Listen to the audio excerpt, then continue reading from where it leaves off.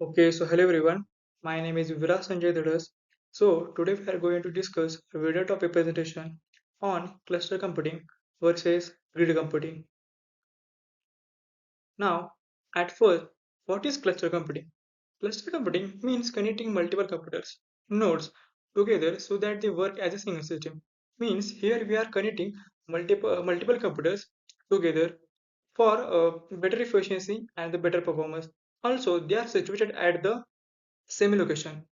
Cluster computing involves a collision of homogeneous computers, often identical in hardware and operating systems, tightly interconnected within a single dedicated location. Resources are managed centrally, providing cohesive environment for complex computations. A prime example is paved clusters, widely used for scientific simulations, complex data analysis, and rendering tasks due to their high speed and low latency communication. So now, grid computing. So first of all, what is grid computing?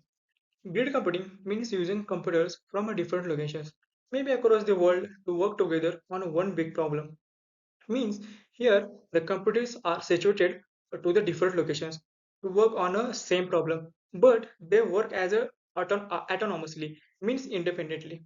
Grid computing connect heterogeneous geographically dispersed computers into a vast network.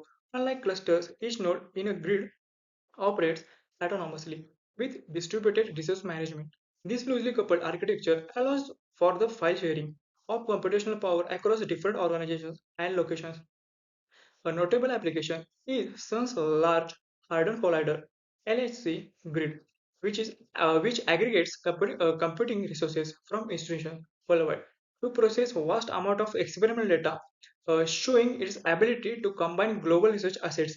Means the institution sharing its data to the different institutions uh, to solve the big problem, and they work independently, so at last they get the multiple solutions, and at last by combining the solutions we will get the perfect solution for the big for that problem. Now, architecture and coupling, centralized versus decentralized. Cluster computing, first of all. Nodes are tightly coupled, residing on a high speed local network. They typically share the same operating system and hardware configurations, enabling seamless communication and resource sharing. Means they are, as we know that they are situated on the same location, so they are using the same OS also. Now, the grid computing. Nodes are loosely coupled, connected across wide area networks, WANs. They often feature diverse hardware and operating systems, require robust middleware for interoperability. Means they are distributed in the different locations, so they can use the different OS and the hardware systems so themselves. Imagine a cluster is like a specialized team in one office, but a grid is a global company collaborating remotely, means from the different locations. Now, resource management and scheduling. Cluster systems utilize a centralized scheduler that efficiently manages and allocates resources across all nodes, treating the cluster as a single computing entity. Now, grid systems. Each node maintains its own resource management with middleware coordinating tasks across diverse autonomous participants. Now, its impact.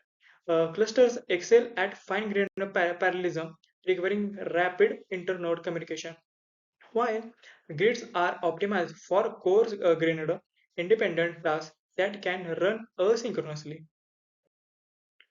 Now, performance and scalability of both clusters versus grid computing.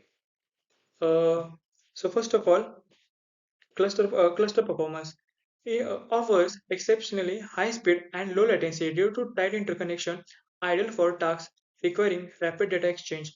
However, its scalability is often limited by its physical location and the cost of homogeneous hardware. As we show in the figure, the speed is good, but the latency is a little bit low. And in the grid scalability, highly scalable across diverse organizations, making it suitable for massive distributed communication. Performance can be variable due to network heterogeneity of interconnected systems. So here, the reach is good, but the variability is little bit low. Now, use cases. We need to choose which computing. So first of all, cluster computing. We can use cluster computing in real-time simulations. As example, weather forecasting. Second one is financial modeling and quantitative analysis. Third one is 3D rendering and animation. Fourth one is highly availability services and databases. As example, Google search engines. Uh, as we know that Google uses clusters of servers to handle billions of searches every day.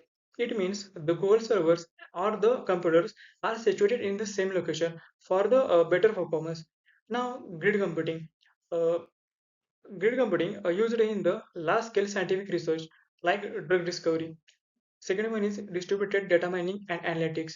Third one is collaborative projects across multiple institutions. Volunteer computing, as example, putting folding research. Now, it's an example.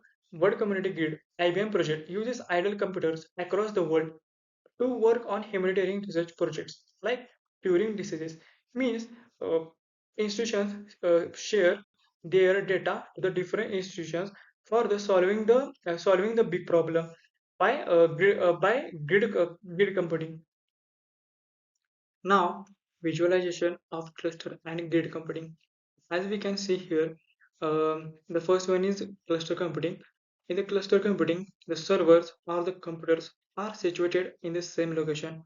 For the cluster computing, means they are situated in the same location using the same OS or the hardware for the better performance and the better efficiency for the solving the any problem, and they are tightly packed servers into the in data center.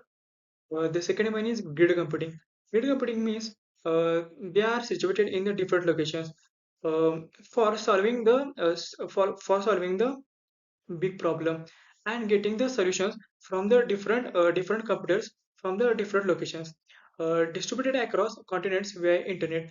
It means they are scattered over all the world. Now, the difference between cluster computing versus grid computing. First one is a set of computers or devices that work together so that they can be viewed as a single system. But in the grid computing, it use of widely distributed computing resources to reach a common goal. Now, second one is nodes have the same hardware and same operating system, but in the grid computing, nodes have different hardware and various operating systems. Means they uses the different operating systems for the different locations. Now third one is cluster computing. In each node performs the same task, controlled and scheduled by software. But in the grid computing, each node performs different tasks. Now in the cluster computing, it is a homogeneous network, but grid computing is a heterogeneous network. In cluster computing, they are located in a single location. But in the grid computing, devices are located in the different locations for the uh, for the better performance. Now, cluster computing devices are connected through a fast local area network. But in the grid computing, devices are connected through a low speed network or internet. Now, in the cluster computing, resources are managed by centralized resource manager. But in the grid computing, each node has its own resource manager that behaves similarly to an independent entity. Now, cluster computing used to solve issues in a databases or web logic application servers. But in the grid computing, used to solve predictive modeling, simulations, and engineering design, also the automation, etc. Now, let's discuss about challenges and considerations. The first one, challenges for the cluster is cost management. It is high initial investment for the homogeneous, high performance hardware. It means it requires highly costly hardware for working, and also the reach, limited geography footprint, not ideal for globally distributed work. Now, the challenges for the grid computing. The first one is complexity, significant overhead in the coordinating diverse autonomous resources. The second one is security, managing trust and data integrity across multiple organizational or domains. Third one is variability, inconsistent performance due to unpredictable network coordination conditions and node availability. Now, the last but not the least is conclusion, harnessing distributed computing power. First one is clusters. It delivers unparalleled speed and reliability in controlled dedicated environments. It has more speed than the grid computing because of the servers or the computers are situated in the same location. Now, the grid computing. It offers immense flexibility and scale across diverse, globally distributed resources. As the last conclusion, uh, if we use uh, both models together, then it empower groundbreaking discoveries and innovation across science and industry, and in the technology also. Thank you.